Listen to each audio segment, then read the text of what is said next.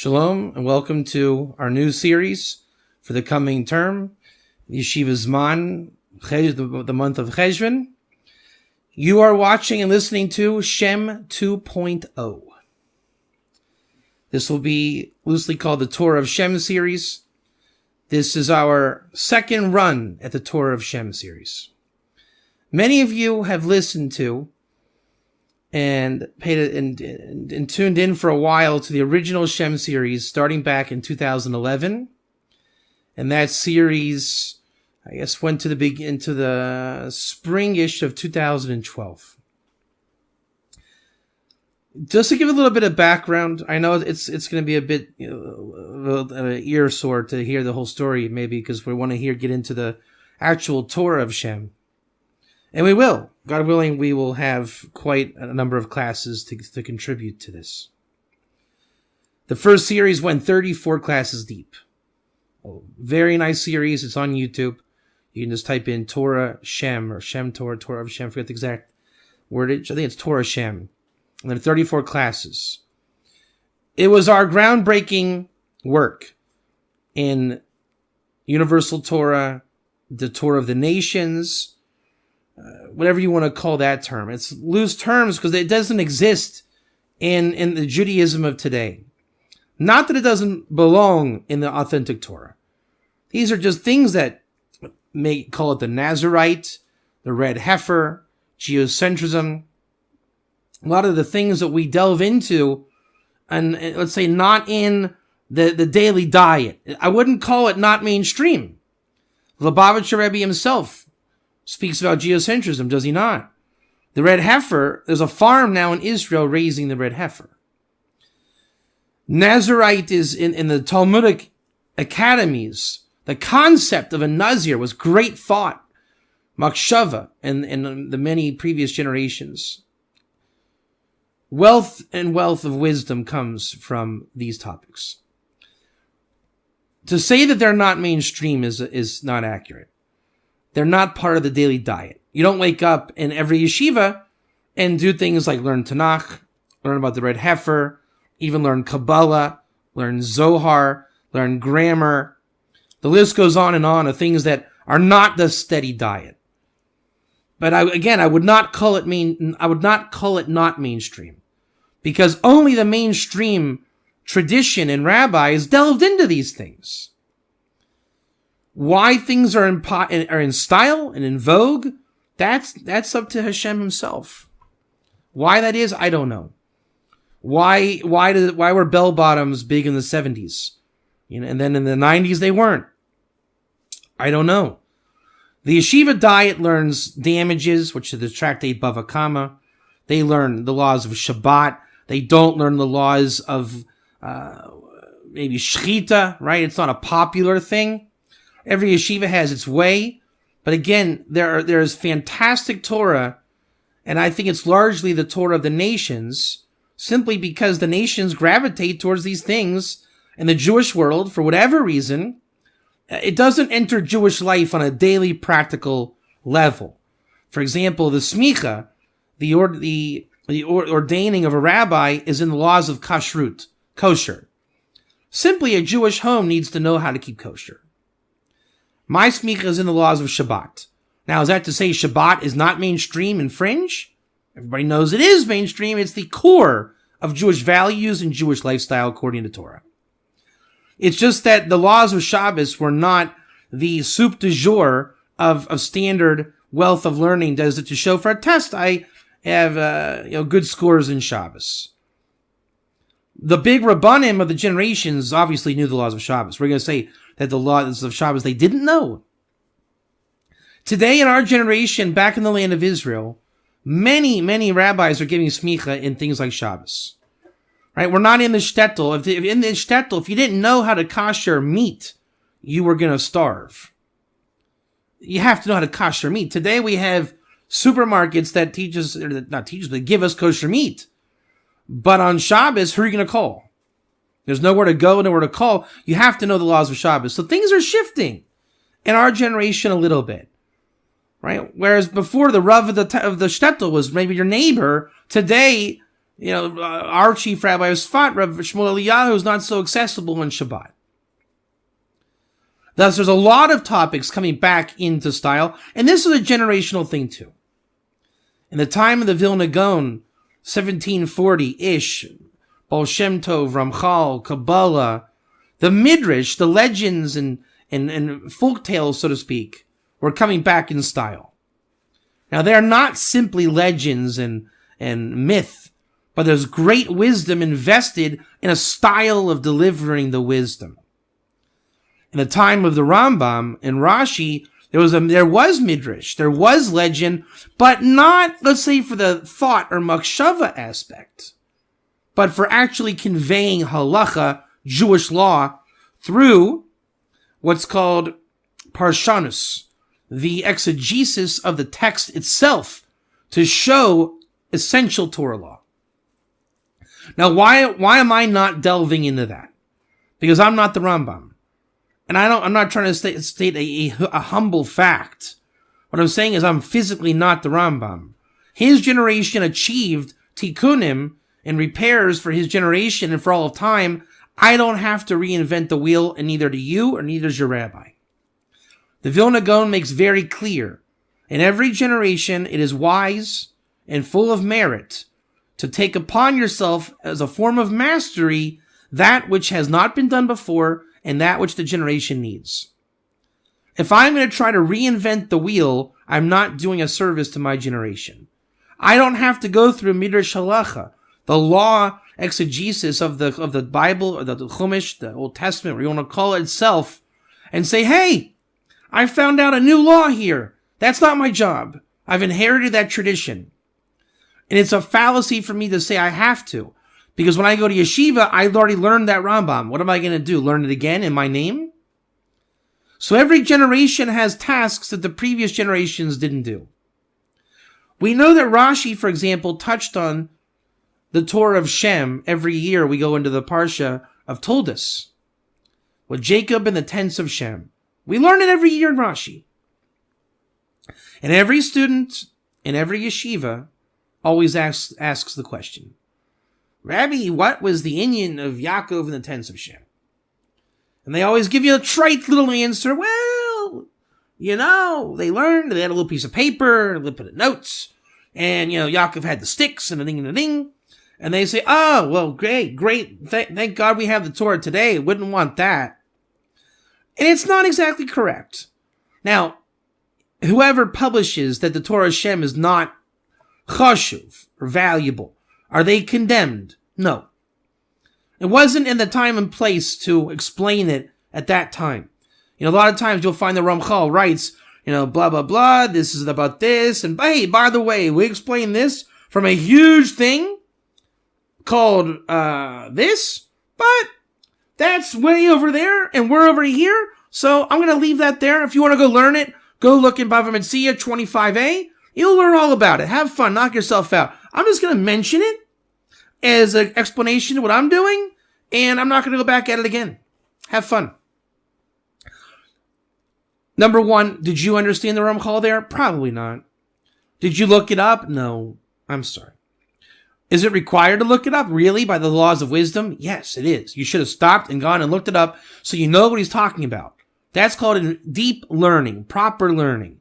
Now, are you evil if you don't do that? No. Are you evil? Is it evil if you don't understand the Ramchal here, took him out of context, and it was his duty to explain that Bava Metzia to me better? No. You get what you get, and when you find out 20 years later, 5 years later, Bava Metzia 25, hey, I remember that Ramchal. That's what he meant. That's part of learning. Now, he doesn't owe you anything to bring it here in totality and exhaust it for you. Otherwise, you'll never get past the letter Aleph, as the cliche states. So when they say, hey, they learn the Torah of Shem, every student in the world in yeshiva would love to find out what the Torah of Shem is. Right? You check in, the Zman starts, the semester starts, you get to Toldos. We're going to be in Toldos in a couple weeks, are we not? And every bacher is going to say, hey, this is amazing. What is this? And every Rebbe is going to say, they did the little song and dance. Let's go. Let's learn about the Jews. It's just the way it is. We didn't learn Parshas Noach this year. You know what I just said? We did not learn Parshas Noach this year. Have you ever learned Parshas Noach in Yeshiva? Yeah. You have? No. Why? Because it happens in Bein Hazmanim. Parshas Noach, it comes out in the vacation time period every year.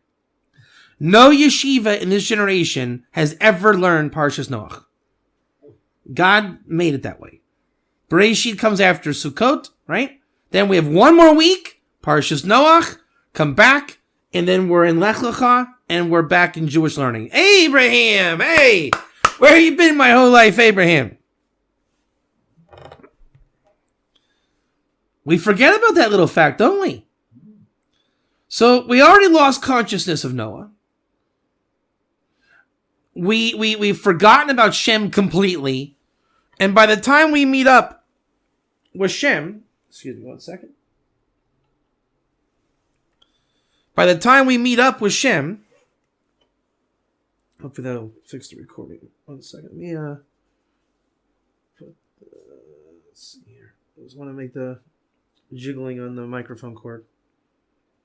Let's see. 1 second. Here we go. Hold on, don't touch. I got it. Okay, there we go. Sorry about that. All right. I want this testing this microphone, make sure it doesn't jiggle. I want to see if it works better. So every year we don't have Noah, we don't have Shem, we lose that aspect to the vacation, pop up with Abraham. From then on out, we're hearing about Abraham kept the whole Torah, Erev Tavshilin, all these things are Jewish, and you get a Jewish education because Jewish people go to yeshiva to get Jewish education. That is not evil, right? It's not a problem to say Jewish people learn about Jewish things. But, that's fine. You become a rabbi and you become with the congregation, and Abraham wore a shtreimel and a bekisha, and he lived in Bnei Brak, and he didn't eat kitnius, and you can say all these things. That's tremendous. And then you say that you sell your chametz to a goy, and they're avodah zarah and this and that, but we're friends with them because we sell the chametz to them. You have your ethnocentric ways, and that is fine. But that's a lower level of Torah revelation, which is also acceptable. You can't start at 100%. You're expected to grow. The Ramchal knew one day, one guy's going to say, hey, I'm at Bava Metzia 25a. I want to check this out and see what he's talking about. Hey, it makes sense. Look at that. But there is a universal aspect to the Torah. There is a whole other world of the Torah. After Sinai, it's called Ger. It's your righteous non-Jew keeping the 7 laws, progressing, saying amen to the Shabbat. Hashem created the world, attaching to Israel, like in Isaiah 14:1. In the end of days, so to speak, to paraphrase, there will be the Nilvim, the attachments to the house of Jacob. What is the Nilva from the language Levi? Why do we say that a non-Jew that learns Torah is like a Kohen Gadol? Language Levi the Kohen. The Nilvim attaching to Jacob. Jacob made Gerim. Ger is Nilva. Sapachat Yisrael, the attachment to Israel. Many words. There's a world out there. Right? The Nachri that comes to keep Shabbos, like in Isaiah 56. Why is he called the Nachri? Because he's coming from afar, attaching on to Hashem. So a lot of these things. Anybody that reads the commentaries to Isaiah 56, it'll say the Ger ate Tzedek. And they'll say, hey, convert, thank God it's Jewish. Only it's a Ger Tzedek is not only a convert. There's a Ger Tzedek convert connotation, Ger Tzedek non-convert connotation. The language of the rabbis is very difficult to understand. You could have the words Ger Toshav have 20 different connotations. Do you accentuate Ger Toshav or Ger Toshav? Is it the Jubilee guy here to do business? Is it a Ger Toshav because he came from afar and he came from now to live close by? Is he from close by and he's sticking around? What is the situation? It's not a religious lens to look at. Meaning you don't look at Ger with a religious lens. It's a Torah lens. There is something called religion and Torah. Jewish people generally go to yeshiva to learn religion, and they view the Torah as a religious text and document. Is that allowed? Yes. Is it okay? Yes. Is there another view? Yes. There's something called Torah without the scope of religion. Cabala is Torah without religion. Meaning there's not halacha in Cabala. We don't say that Chesed reigns over Gevurah al pi halacha. Doesn't work that way. It's God's providence. Now, are there halachas in Judaism saying who should learn Cabala and how? Yes, because at the end of the day, take myself for example. I am Jewish. I am a Jew. I hold by Judaism. I practice Judaism. I learn Torah through Judaism, but Torah is universal at the same time. If Judaism says, in this day and age, Torah is not applicable, then I don't do that. I don't go up to the Temple Mount, shecht a cow, and say, hey, thank God I'm a Kohen, I got to shecht a cow. My Judaism religion told me, Devo, don't do that right now. It's not the time. Judaism educates about Torah, but there is a Torah beyond Judaism. Right now, we don't have a temple. That's Torah. Will Judaism grow into that temple? Yes, it will. Will it look like it is today? By definition, not. What will it look like? That's the Messianic age I don't know. So there's always that lip of reality where our Judaism is incorporating Torah reality. There's always a novel idea. In the last generation of the 80s, those men who were talking about the laws of Shabbos had to ascertain, is electricity forbidden or allowed on Shabbat? The umbrella was invented one day. Is that allowed on Shabbat? You might be surprised to find out that an umbrella is not forbidden on Shabbat. They'll tell you it's a traveling tent. It is not. It's called uvda d'chol. It's a weekday thing, and you shouldn't do weekday stuff on Shabbat. Because once you get the umbrella out, well, so what if I dry my shirt? Who cares, No, that's forbidden. So even if it means being a little bit weird in the eyes of mankind and being doused with rainwater, it's worth it for the sanctity of Shabbat and keeping Shabbat kosher and clean. Then you'll start to play what God is telling you. Hey, Bob, did you ever think about planning ahead? It's going to rain today. Maybe you might not want to walk across town to your friend's house. Use a little chokhmah, a little shmekelka. What if I get caught in the rain? Then you just start singing in the rain. It happens. Happens during the week. It happens in the Shabbos, right? Sometimes you're going to the mall. Hey, look at that downpour. What are you going to do? You're going to get wet. That's part of life.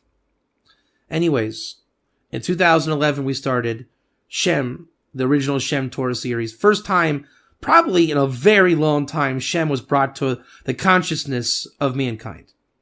Again, it's mentioned in Tuldas.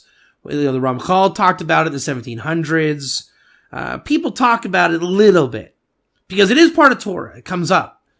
But we never had a relationship with the non-Jews where we're at today that someone could say, hey, you know what? We teach Noah to Noahism. Did anybody ever think about telling who the true Ben Noach was? Who was the biggest Ben Noach that ever lived? Videographer. Shem ben Noach. He was the greatest son of Shem, of the three sons, of Noah. So the greatest son of Noah, Shem. So therefore, who was the greatest Ben Noah that ever lived? Shem ben Noah. And the Midrash states as such. The Torah tradition states as such. There's massive, amazing insights to Shem that it's like a wellspring that never stops. I've been on this path now for 15 years. And Shem never gets old, he only gets newer. Which is ironic, because he's the covenant of the ancients, and I'm here telling you he only gets newer. That's how you know it's true wisdom. Now, Judaism identifies Shem. Don't think it doesn't. Our famous source, Sukkah, of the Talmud Bavli, 52b. 4 craftsmen of redemption, Messiah, son of David, Messiah, son of Joseph, Elijah, and the righteous priest. And you'll say, well, who is the righteous priest? That's why we have the commentator Rashi on location, who says this is none other than Melchizedek, Shem, son of Noah. Why is he a craftsman? Because he helped build the ark. My question 15 years ago was, why is this non-Jew part of our redemption? And I asked the people in Yeshiva, look at this. Shem, who is this non-Jew? He's part of Mashiach? People said, why do you want to look at that? No one said it's usher, tray, forbidden. It's like, why would you want to look at that? And I never stopped looking at it. You got a Ramchal over here, you got the Talmud over here, Zohar over here. Shem's a character. It's Melchizedek with Abraham. That's where it all happened, on that mountaintop of those two men. Jerusalem is called Jerusalem, Yerushalayim. Abraham said it represents the awe, the yira. Shem says it's about shalom. Come together, yira, shalom, Yerushalayim. Suffice it to say, by the time my smicha built up and I have a lot of Shem Torah in my back pocket. In fact, my house, where we're broadcasting right now, is on the actual campus of the original cave yeshiva of Shem and Aver. Is that true? How do you know? Because it's written right outside. We live in Sfat, and there's a cave right outside that window. And they say it's the cave of Shem and Aver. And even if it, historically, who knows, but there was a tradition in Sfat that there's a guy who served the cave and has stories from that. Actually, my building, according to the videographer, is sitting on top of Abraham's cave. So there's a whole historic thing going on over here. Some say the cave actually reaches the Meron, where Rabbi Shimon Bar Yochai, the Zohar, the whole thing. We know Israel's historic. We know Shem was in Israel. And I pray in that cave for many years. And it used to be more, I went to the early morning Kiddush in the cave. And I would actually give over Divrei Torah about Shem in the cave of Shem. And one day it struck me, why don't I deliver this to the nations? I mean, the Jewish people don't get interested in Shem, not because it's just not, again, the steady diet. It's like, it's more about it's more disbelief than anything, or indifference. How much could you possibly talk about Shem? I mean, really? That's where I'm a bit of a unique character. I in yeshiva at the end, when I was in yeshiva, before I went on to do what I'm doing now, I spent 5 years on one Mishnah. Because that's Torah. You can spend, how many years have you been on geocentrism? Many years. Most people have a thing they work on, that Corvette in the garage. Mine is, I guess, call it Ger for the last 5 years, Shem for 5 years. I like to spend 5 years on something, and everybody does. But I guess in Torah, it comes out a little different. A lot of guys might do a tractate of the Talmud for 5 years, entire tractate, the entire Shas, all the Talmud for 5 years. 7 years, you complete the whole cycle. So everybody has their own little, whatever tickles their fancy. For me, I like to pick kind of obscure topics and bring lost light. There's characters. Who was Levi? What kind of priest was Levi? He was the first Cohen outside of Shem. Terach, Abraham's father, was a Ben Olam Haba. Who was he? Lots of light. Haran, Abraham's brother. Who was he? We've done this over the years. What is a Nazir? I mean, how many questions have you sent me an email?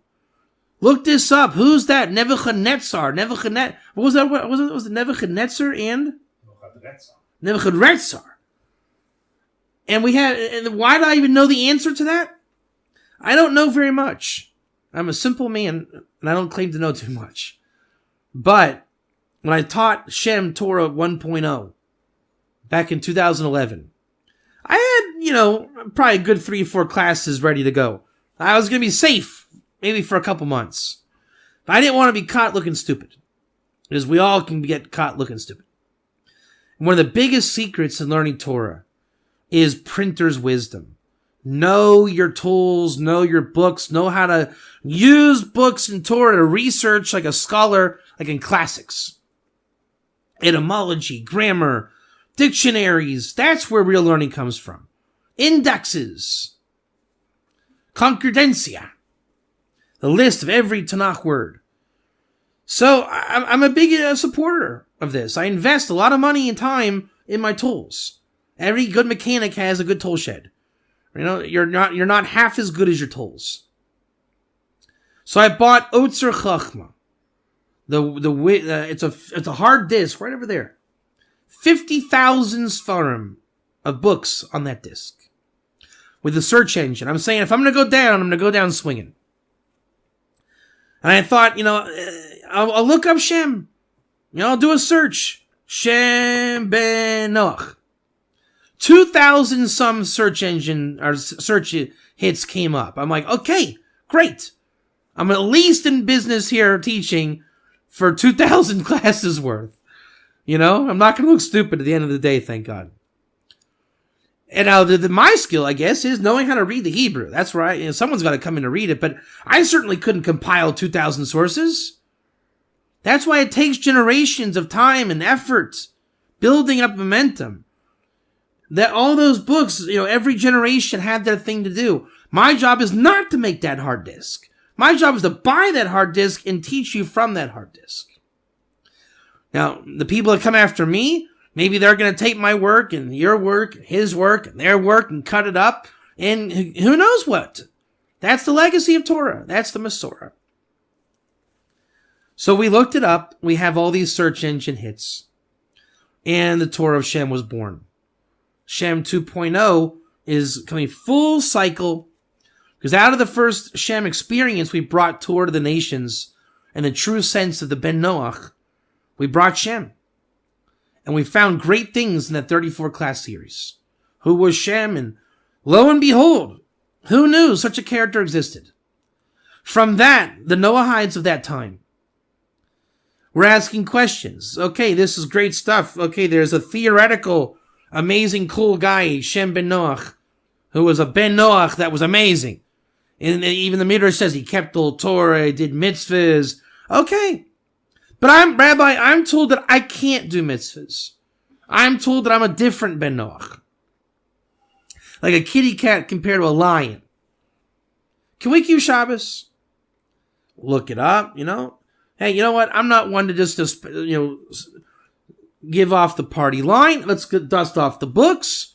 Just like we dusted off Shem, a little bit of Paraduma, a little bit of Nazarite, a little bit of Tanakh, a little bit of Metzudas David, a little bit of the book of Ezekiel like you're learning. Who learns Ezekiel in Yeshiva? This guy here, videographer, has learned, Sefer Yeshaya. He will have learned Sefer Yecheskel. What else? Is that it? We promise you, no other yeshiva on the planet is doing what these guys are doing. That's where I come from. That's where the yeshiva I grew up in. I learned Talmud from a guy who was a master's degree in classics, Latin and Greek. Now he took those skills and taught us the Talmudic language in that every yeshiva has its thing. Some yeshivas are brisk, some are Hasidish, some halacha, some make rabbis. Our school in Sfat, sitting on cave of Shem and Aver's campus, they taught you how to be in school, be educated, a little bit of academia, how to be a proper scholar. The videographer here is a shtickle scholar. He likes to be a scholar. And that's where the message has really come for all of those following along. We're not here to give you the fluff and what is in vogue in the modern diet of Judaism. It's not about right or wrong. Those that don't learn Tanakh, they're not, don't crusade on them. They have a reason. They're looking to do something different. That just allows somebody else to say, hey, don't worry, guys, we got it covered. We're going to learn Tanakh in our yeshiva. Don't worry. And the machlekes, the argument is just kind of whatever, So where we've gone is then we looked up Ger. Ger is the biblical Noahide. Right? At Sinai, there was no more just a Shem ben Noach. It became indoctrinated. Klal Yisrael, the children of Israel, and the Gerim, the God-fearing Gerim. Those alongside Israel are the children of Israel, greater Israel, Cohen, Levi, Israel, Ger. What is the Ger? Ger is the epitome of non-daily diet. Chances are, in the yeshiva, the synagogue, 10 Jews will come to Minyan. The chances of a Ger walking in are almost zero. In the shtetl, the Lubavitcher Rebbe said the reason why they didn't teach Ger Why would I write in my response, say, hey, today we learned the laws of Shabbos, then, hey, John the Ger came once in 500 years and we told him what to do. Or we told him what the Torah says he can do. Not writing that down. We'll just confuse people. What's a Ger even? Ger's a convert. But today, we have, a movement coming out of the church in Exodus into Judaism, looking for themselves in the main daily diet. It just doesn't exist. That's like saying, I want to go learn Tanakh, so I'll go back to yeshiva. It doesn't exist. You don't get more Jewish than Tanakh, but you're not going to find it in yeshiva. Not a typical Haredi black and white yeshiva. So there's a problem, but there are places that exist. I call it the Holy Grail principle in Israel. In Israel, you can get any product you need. You just need to find the spot. We're looking for a shower head to replace in our bathroom. And there's one, we went to the home store, and I'm saying to the guy, hey, I need a really good shower head. He's like, yeah, come with me, I give it to you, it's a good one, 20 shekels, it's good. I'm saying, you don't hop. I want to spend like 500 shekels in theory. I don't want 20 shekels. So a woman said, no, you need to go to this place called Sadei Eliezer. What? A little tiny village off the side of the road. I don't know if it's like a kibbutz type thing. They specialize in top model bathroom stuff. Bathtubs, showers, tiles. So anyone rebuilding a house in Israel, they order from these people. That's what Israel is. Everyone's got their little specialty shop. This yeshiva learns Talmud. This yeshiva is brisk. This yeshiva, our yeshiva in Sfat, Torah of Shem and Aver type mentality. Sfat mentality is the type of stuff like learning linguistics into the Talmud, learning the Torah of Shem, learning geocentrism, learning Ger Toshav. Sfat has a large convert community. There's a lot of convert knowledge here. Every town has its thing. Every town has its thing. I guarantee you Haifa has its thing. Fula has its thing. Carmiel has its thing. Yerushalayim has its thing. Tveria certainly has its thing. Chabad has its thing. Breslov has its thing. And that's okay.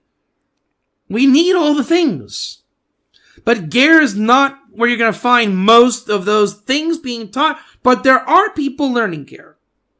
There's a lot of Rabbanim in the world that understand and get Ger. Right? I'm making a comparison. The Torah of Shem is that kind of thing. Right? It's out there, but you got to find it. It's against a diamond in the rough. I hate to use the term Holy Grail, but we know what it is from secular modern context, right? Is that, the diamond hiding out there. Where is it? It's camouflaged. Like going to a flea market and finding a rare, Victorian bracelet circa this year, and 5 were made, and it ended up, it's a Hollywood movie. And they call that, the Holy Grail. The Honus Wagner baseball rookie card. Only 5 left. Shem is one of those things. It's in the Torah, and it's all through the Torah, but it takes, one kind of organization to pull it out. That's what we've done with Shem and with Ger. Videographer's done with geocentrism. No one's touching geocentrism. But it's in there. It's all through the Torah. So that's why, if you're listening to this, that's why you're here. That's what we're here to do. And deliver the next round of Torah of Shem in a much deeper way than the first time. Because the research never stops. I'm never done looking for Torah of Shem. Why is Ger? I'm going to always intertwine Ger with Shem here. For the whole series. Why is Ger so hard to understand? Why do you have such a hard time with Ger? Because I change the story daily. What? You change the story daily? Well, yeah. Daily I find more and more information. So the story doesn't change. It's just more meat comes onto the bone. Right? I say, let's say this particular type of Ger reference, I get it. I can articulate it. But then I found another thing like, wow. It came on both sides. Now I really get it. And that's how Torah wisdom works. Right? The Ramchal told you 25a in the Talmud, but he didn't explain it. But I got what he was saying. I got the Ramchal. But then you learn the 25a, you say, hey, man, now I really get it. Wow. Divine revelation. It's how God created the universe. That is the essence of on that day, God is one, his name is one. It's that system. The power to conceal God and to reveal God. That's what creation is from the hand of God. Torah is that process. You learn to trust that process. Torah of Shem is that. You get a little nugget here, a little nugget there, and you don't think you'll ever see it again. But if your mazel is you keep running into Shem, you start to see the big picture. If you don't see the big picture, you rely on people like me to bring you the big picture. And I knock and say, hey, everybody, look at this. Shem's a big picture. Pretty awesome. Go, Shem. Way to go, Shem. I wouldn't have thought geocentrism matters. This guy picked it out from the entire... Okay, thank you, videographer. Didn't know about geocentrism. I'm glad I do now. Because I wouldn't understand such phrases like, for Joshua, the sun stood still. What does that mean? When the Lubavitcher Rebbe talks about it, what does that mean? And when we have to say, what does that mean? It usually goes over our head, and we don't pay attention. And when people talk about it, we say, that's not true. You say, what do you mean? Didn't you hear the Lubavitcher Rebbe say it?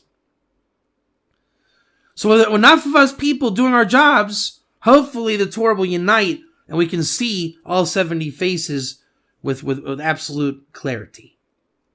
How's that for an introduction? We clear? So the question's always, you have to always ask yourself a question. What is the Torah of Shem? I'm still asking myself that question. I'm going to be asking and answering that question all the rest of this class. When the class is over, I'll ask that question. When I wake up tomorrow, I'll ask that question. I'm asking myself what ger is. I might post on Facebook, ger is da-da-da-da-da. I don't know what ger is. Because tomorrow I'm going to find a news source. Not that it's going to contradict, it's going to only build the story. That's why there's no arguments in Torah. Don't view it as an argument. View it as building the story. You're always building the story. And if videographer says, that's not right about Shem. Shem was this. I say, hey, where does it say that? It says it in Shemos 34:4. Where are you at? We look it up. Okay, let's look it up. We go to 34:4. Hey, look at that. I didn't know you were right. I can't believe I never saw this. Shem ben Noah was a tzaddik son of Noah. I didn't know that. It says in the Torah. What does Rashi say?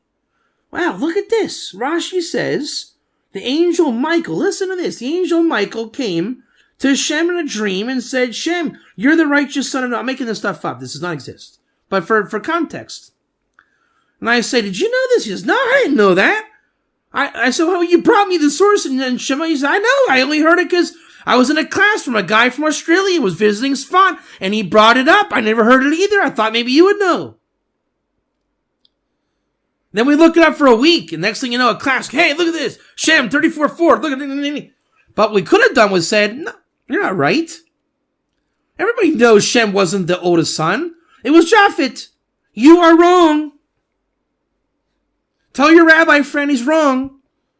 He obviously doesn't know the oldest son was Japhet. Hello. Now you're shutting up. I'm in charge. I know it all. We're never going to open the books. You never even got to tell me where it was sourced. I already trumped you. I already know more than you. Look at the tikkun. Look how easy it is. He heard the source in our little fictional story here. He knows it. But he never got a chance to say, but Rabbi Katz, it's Shemos 34:4. I don't want to hear it. I know more than you. I taught about Shem. I know it all. Again, if I say, really? That's weird. Why would that not be quoted in all the sources I saw? Let's look it up and see what's going on. Big difference. But there is din. Because there has to be din. You say something I don't know, I have to reject it. Because I'm not going to say, hey, videographer, that's great. Thank you. I'm going to incorporate that now. Thanks for looking out for my well-being. I'm going to teach it blindly, not knowing what I'm doing. There has to be din. I'm going to confront you and say, did he bring a source? But it's not a confrontation. The answer is either yes or no. The answer is no.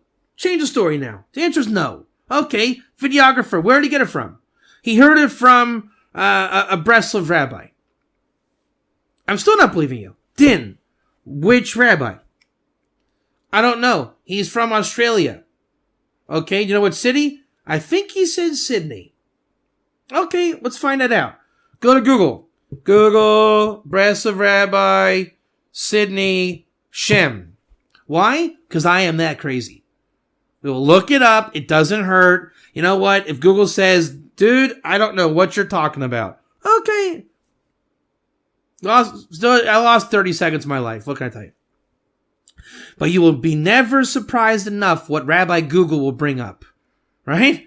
Rabbi Google will bring things up. You type in Breslov, Rabbi, Sydney, Australia, Shem, Torah. You will be amazed. Now, this is obviously a dramatized thing, but this it happens a lot. It's going to say Rabbi Blumowitz, lecture in the Sydney Memorial Hall for Glenda Blumenfeld, expo of Torah in the name of the Rebbe, and then you Torah of Shem, righteous son of Noah. Like, what? Click. Type in, Control F, search on page, Shem, bam. And Rabbi Blumowitz was quoted as saying Shem was the greatest son of Noah, and this and that. I call videographer, hey, was it Rabbi Blumowitz? The guy with roll around glasses, skinny guy? Yeah, that's the one. Oh, he gave a talk last week in Australia. Pretty good. He quoted it. It was from a talk that he said in the Zohar. Which Zohar? I don't know. He didn't say. Oh, well, I have Ultra Chachma. Let's now type it in. Shem, sons of Noah, blah, blah, blah, bam. Couple tools, 5 minutes later, 20 minutes later, a week later, you got a great source. At every step of the way, we could have character assassinated. Just for the fun of it, laziness of it, boredom of it, ego of it. If you just keep the thread running, there is a healthy state of din, because at any moment, it could be nixed. But if there is a kav of hope, let it happen. Let it happen. You'll be amazed of how much Torah will come in your life that way. The Vilna Gaon quotes King Solomon as saying, learning from every man is how you acquire wisdom. It doesn't mean that you're subordinate to everybody. Hey, you know more than me because the Vilna Gaon said so. That's already an ego thing. It's like a famous joke. Are you on the level to know nothing? Put your din down. Confront, challenge. I don't believe what you're saying. Prove it. Well, you can be nice about it. You don't have to be rude about it. Just say, did the guy bring a source? It's an opportunity. And if he doesn't provide a source, the burden is on me. If I really want to know, he hasn't to prove to me anything. Go look it up if you want to know. And if I don't, keep it in the back of my mind. And if it really tickles, where you're at, and it contradicts everything you stand on, then definitely pursue it. Ask. Don't sit on your laurels. These are some of the guidelines I feel in salvaging Torah of Shem.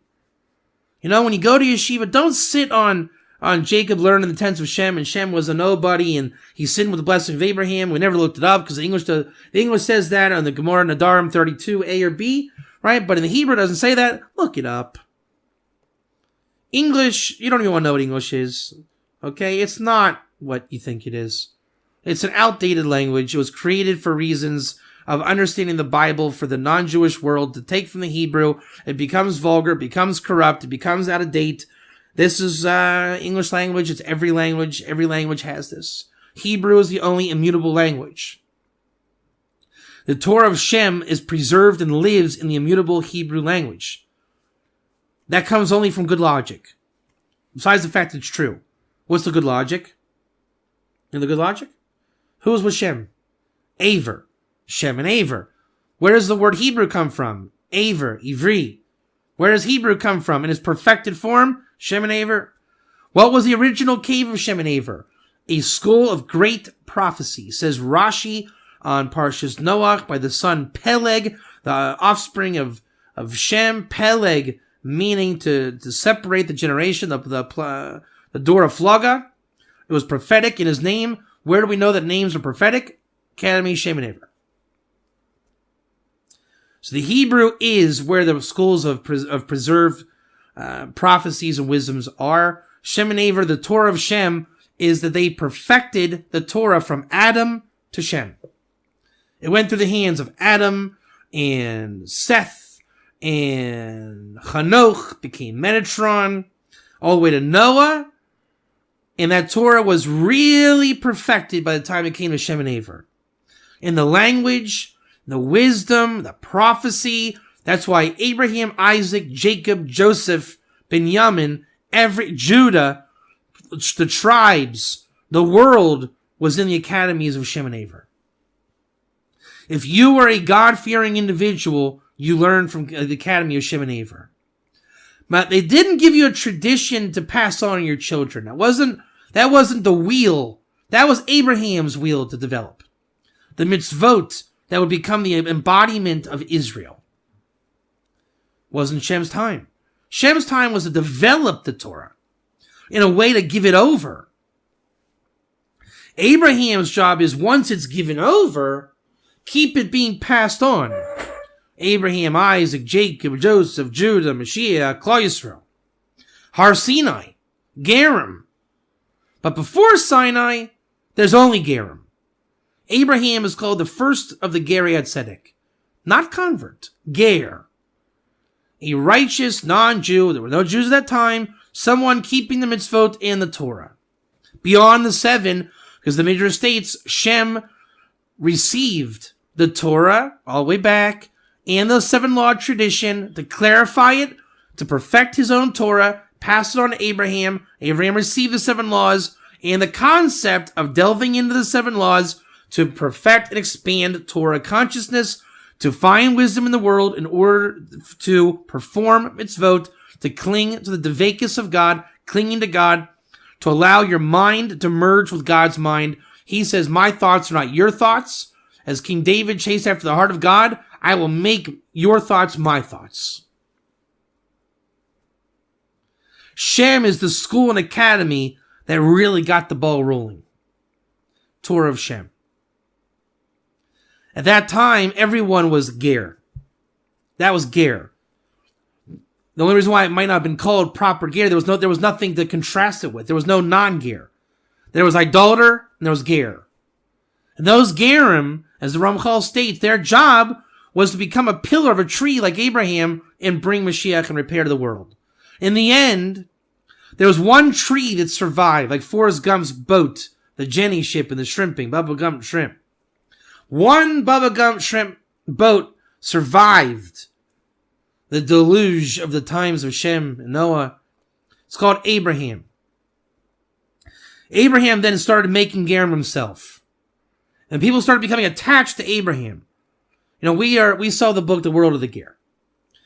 And we are coming to the crossroads where we're realizing we're not a publishing house.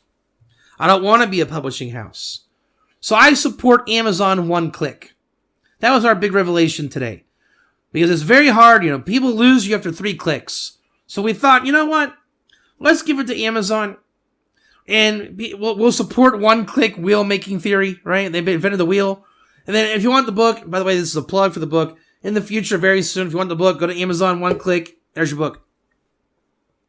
It's easier for me to attach to Amazon than for me to assume I'm going to reinvent the wheel.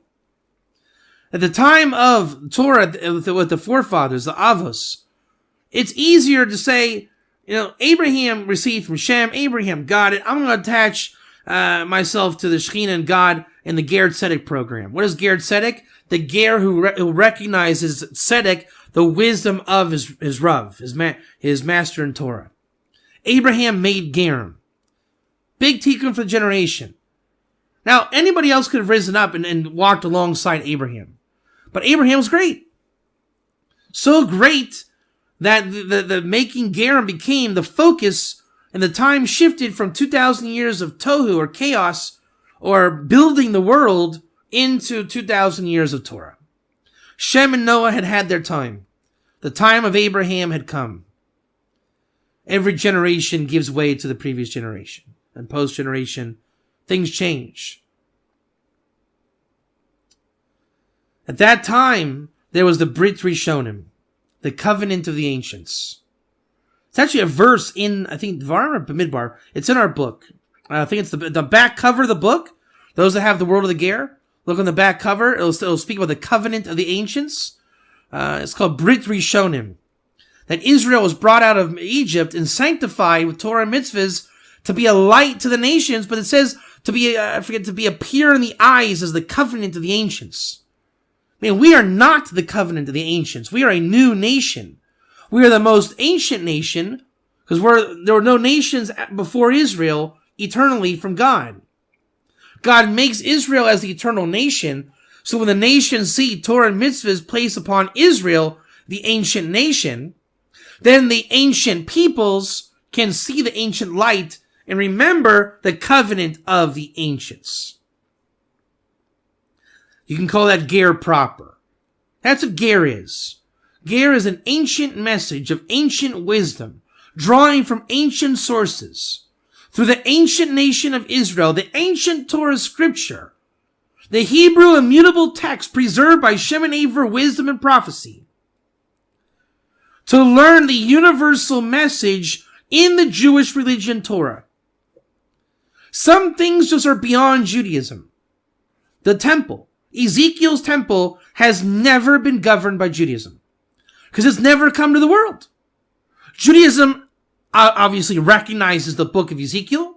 We learn Ezekiel. We want to know about the temple, but it's a prophecy that hasn't happened.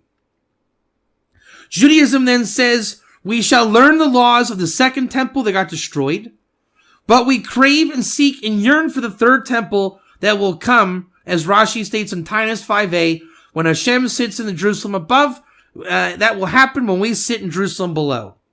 By the way, that is the secret and the meaning of what it means the temple comes from heaven. The temple is built in heaven right now. We want to draw Hashem to sit there, so to speak, draw the energy there, so the Shephet comes down. That comes down when we congregate around Even Shtia, remove the mosque, in theory, not in physical, just in our heart, mind, contemplation, meditation, go to the Even Shtia, go to the foundation stone, aim your prayer and service there, join with Hashem, then you have formulated a vessel for the Shephet to come down. King David Aravna 101. How to acquire the Temple Mount. No need for a nuclear blast. No need for all kind of things. The Vilna states, do not force the end. The end comes into mind with the Temple Mount. So how do you gain the Temple Mount without gaining the Temple Mount? All of our service of God must be channeled through the Even Shtia. Congregate to God, God will congregate for you.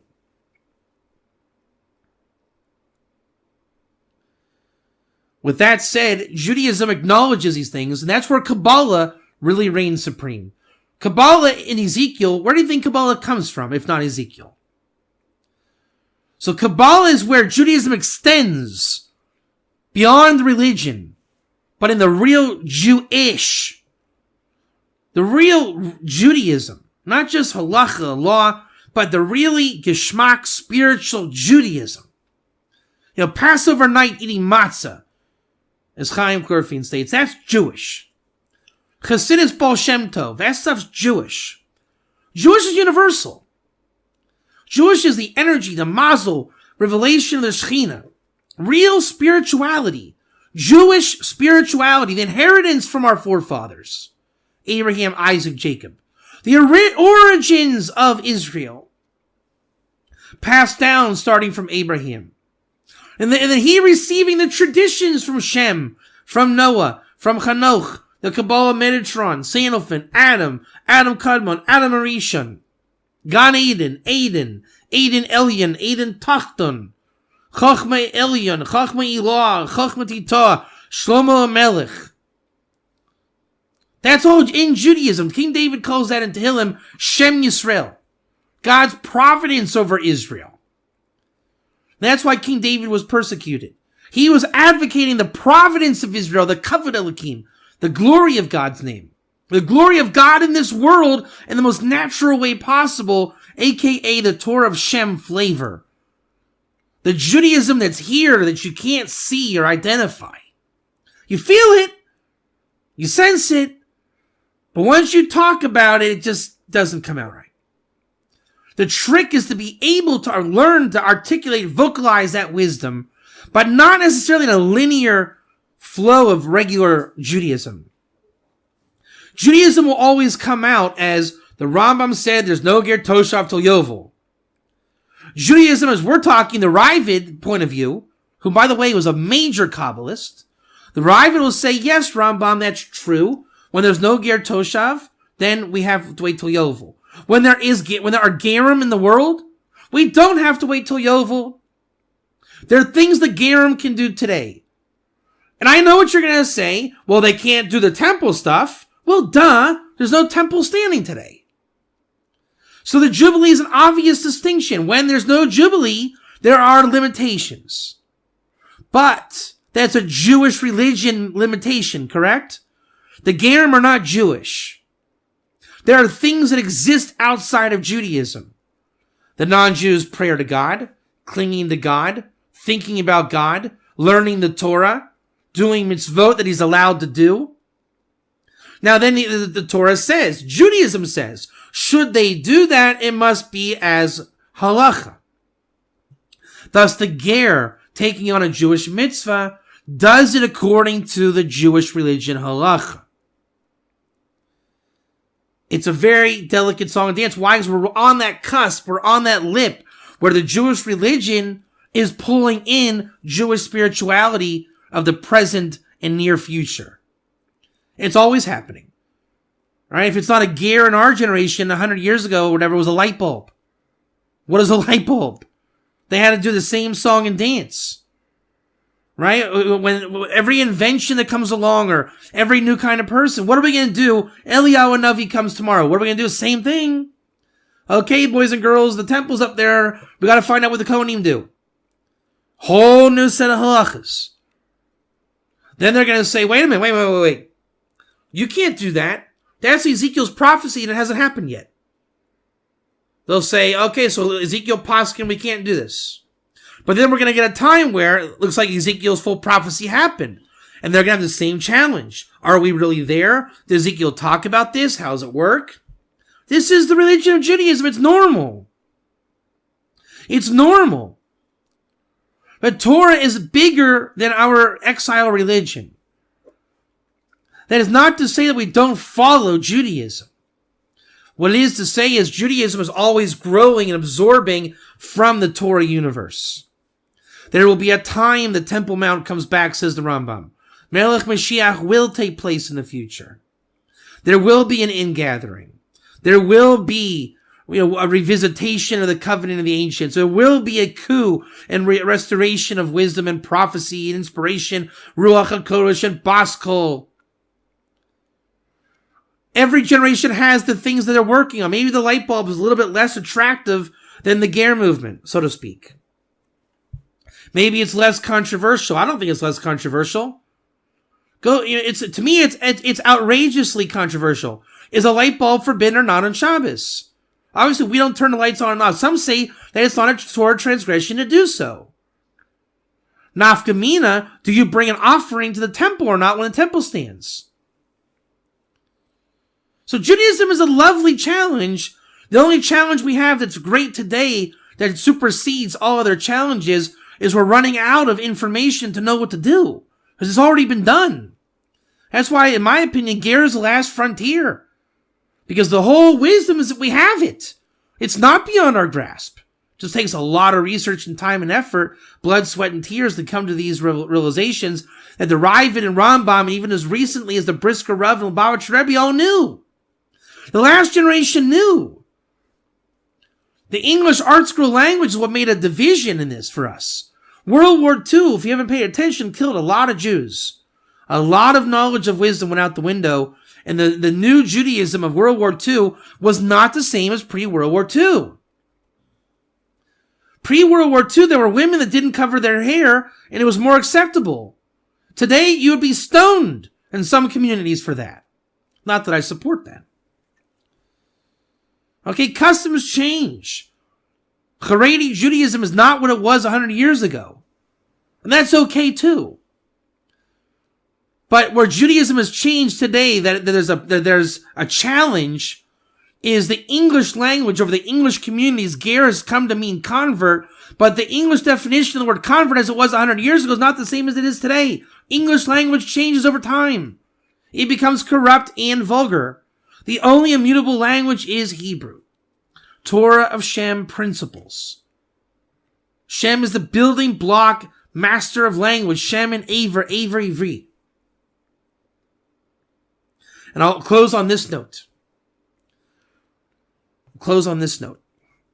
That what inspired me to come back and do Shem 2.0. And I know this wasn't so Shem today. I just want to give a nice introduction of the flavor and style it's going to be with, I would call this the tools of Shem today. After 5 or more years of research exhaustively on this, so coupled with the previous 10 years, to me, Shem is about the tools of learning, the perspective of learning, how to view the Torah of Moshe with a craftsman mentality. Don't say Bereshis bar Elohim until you take it to the end of the Torah Yisrael. Start to notice, as the Vilna Gaon says, it's not pshat remez drusod, simple meaning hint, allegorical secret. The acronym Pardes, orchard. It's not that. It's remez sod pshat drush.